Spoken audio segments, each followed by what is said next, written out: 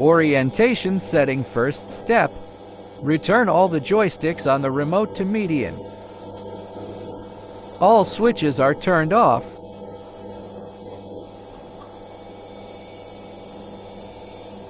Hit the unlock switch to the locked position.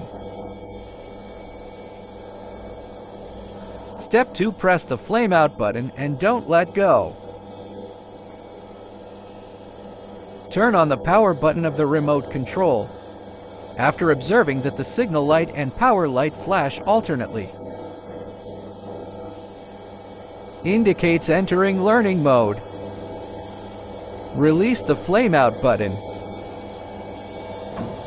Step 3. Gently push the joystick that needs to change direction.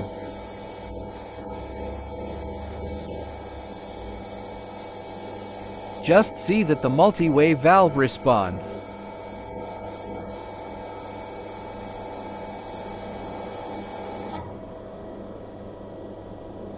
Then hold the joystick position still.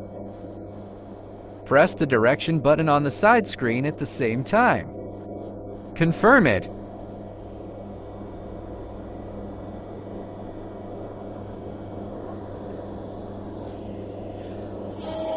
The motion direction of the joystick automatically changes.